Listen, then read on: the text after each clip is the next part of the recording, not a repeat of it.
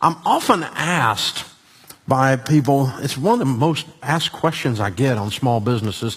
How can I get my business, how can I get people where I can delegate? How do I delegate? How do I delegate? How do I delegate? How do I delegate? And really, you can't even ask that question until you've done a whole lot of preparation.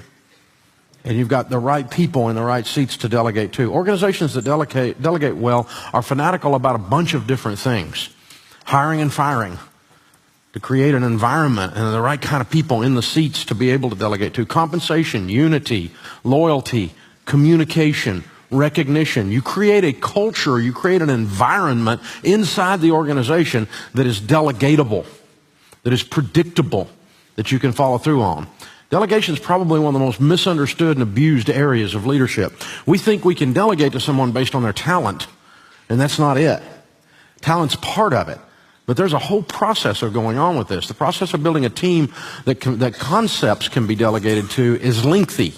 You can't just hire someone, sit them in the slot, and delegate to them. You can delegate, make copies, make coffee, but I'm talking about delegating entire business systems and sections to someone.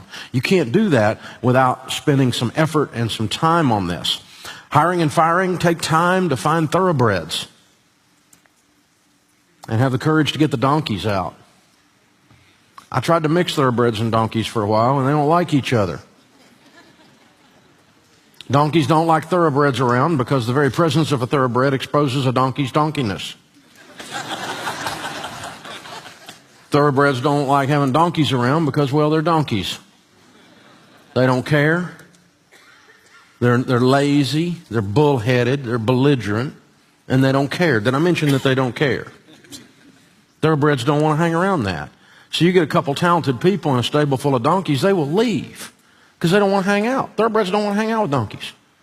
When we do a thing called 90-day point. Once you've been with us 90 days, we all get in a room and buy Chick-fil-A wraps and Chick-fil-A whatever, and we all sit around and do Rap with Dave, we call it. And the new people, I sit and talk with our new team members. There's 50 of them, 40 of them, whatever there is in the last 90 days. And I'm sitting with last Monday I did one of these, and they ask me questions about things, and then we ask them what their aha moment is. What's something that kind of caused you to go, wow, I didn't see that coming since you've been here?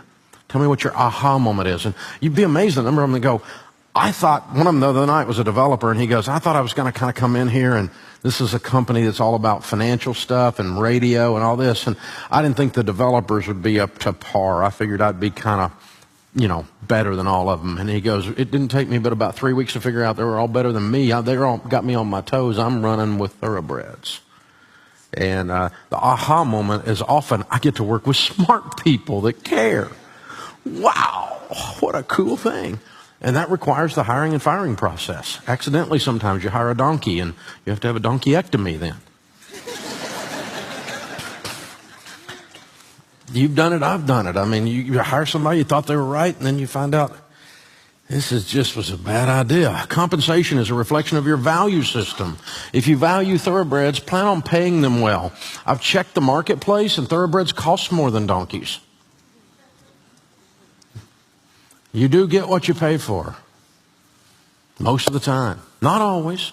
There's no guarantee that just because you pay a lot, you're going to get a lot. But there's pretty much a guarantee that if you don't pay a lot, you're not going to get a thoroughbred.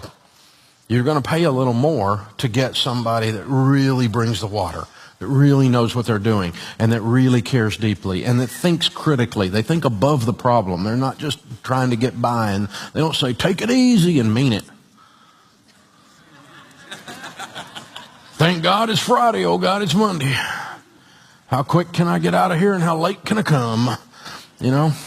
Right? It's a different world when you hire a thoroughbred. But they cost a little more because they have a little more expectation of you and of the organization. And they need an upward trajectory that they can grow with the company. And as the company grows, maybe their income grows. And, you got to be generous is what it amounts to. And it's great ROI, though, because you don't have to hire as many thoroughbreds to do the work as you do donkeys. People are only loyal when you're loyal to them. Creating loyalty, creating unity is a constant battle. It does not randomly occur. People are not loyal to corporate America for one simple reason. Corporate America is not loyal to people.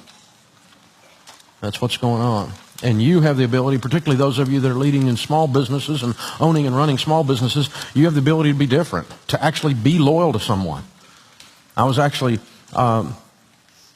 jumped out of a plane, jumped into a car service in another state not long ago, and the guy driving the limo thing, the little black sedan thing, it wasn't a limo, but the limo service, whatever you call it, the car service, he's telling me a story driving me over. I asked him how long he'd been working. He said, I just started driving for these guys about 6 weeks ago. I used to drive for another company and they fired me. And I went, oh, that's comforting. Well, why were you fired, pray tell?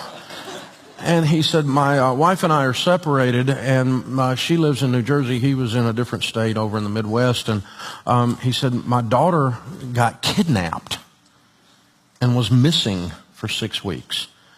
And I asked for time off to go participate with the police in the searches, and they finally found her in a park. This guy dropped her off after he had carried her around for 6 weeks. A horrible story of this young 13-year-old girl. And this company, because he took time off to go find his daughter, fired him. It's just like, you did what? Maybe they didn't believe his story. I don't know. But who does that? Companies do that. They do that all the time. They have no soul. And you have the ability to have a soul. To go, my gosh, I can't even imagine. Of course you can take time off. And I don't know how long I can not pay you. I can pay you to not work, but at least you can not be here for sure. And your job will be here when you get back. And how can we help you? And how can we, my gosh, I can't, what if my daughter or my granddaughter? How would I, you treat other people like you'd want to be treated. That's how you create loyalty. Do unto others as you'd have them do unto you. Why is that hard? Why is that hard? Communication and recognition. Organizations that delegate well are overly intentional about communication, and they're generous with recognition. We over-communicate. I tell our team all the time, we have a staff meeting, all 700 of them, every Monday morning for an hour. That's an investment in payroll. That's how much we believe in communication. Because if the right hand doesn't know what the left hand is doing, people don't know what's going on. If people don't know what's going on inside your company, you know what they assume? They assume the worst. They assume it's bad. They automatically think there's a secret, there's a bad thing, there's a conspiracy. People never go, well, I don't know what's going on, but I'm sure it's awesome. They never do that. It's not human nature, right? And so you have to over-communicate. You have to give them too much information. Information that makes you feel a little bit uncomfortable because you went so far into the details. And you're not insulting people. We're not trying to throw people on the bus, but we tell people what's going on. You're grown-ups. This is not a kindergarten class. We're going to have an adult discussion here. Here's some stuff that went on, and here's the result of what went on. And you need to know that you're going to read this on Twitter, and you're going to see this coming, and you're going to hear this about Dave Ramsey, and here's what really did happen out of that, and here's what really didn't happen out of that. And you need to know that because you work here instead of wondering, well, I read the article and I don't know, I work here, but I don't know what they really did. I just tell you. It's not hard. Over-communicate. But a lot of people are so afraid that if people have information, that they will somehow misuse that information. Now, we don't tell people secrets. We don't tell individuals people's stuff and shame someone or harm someone. I don't mean that kind of thing. But corporately, as far as information goes, we give you too much information. It's okay for them to have information. It's not going to destroy them. Lack of information will destroy them more often than too much information. But our tendency is to hold back and go, I don't know if they can handle that. What will that do to morale?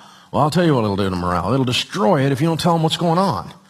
That's what it'll do. You create an environment that's not delegatable because they don't trust. A lot of companies use mushroom communication. Keep everybody in the dark and feed them manure. You got to use real communication. In order for a leader to completely delegate, they have to come to trust the team members' integrity and their competency. Circle that, put stars around it. That is the thesis statement of this lesson. That is how you delegate right there. When you can trust someone's integrity and you can trust their ability to do what you're asking them to do, you don't have to check it. You'll just check the results. You don't have to micromanage anymore. And that takes time. You cannot hire someone off the street and in 6 seconds go, I trust your integrity and I trust your competency now that you just got past your resume. No way. Not unless you're a fool. And the more time you spend with someone and the more you see them accomplishing it, the more you can trust their integrity, right? the more you can trust their competency. So someone that has been with me for 20 years and is running a $50 million section of our business, one of our EVPs as an example, obviously I have a lot more trust in that lady or that man's integrity and in their competency than I do a new leader who just started with us 6 weeks ago. There's no possible way. I don't have a track record with them. I don't trust them based on their resume or what they did at the other place. They get a shot at me trusting them based on what they did at the other place. But they earn the trust here. They earn they prove their competence here.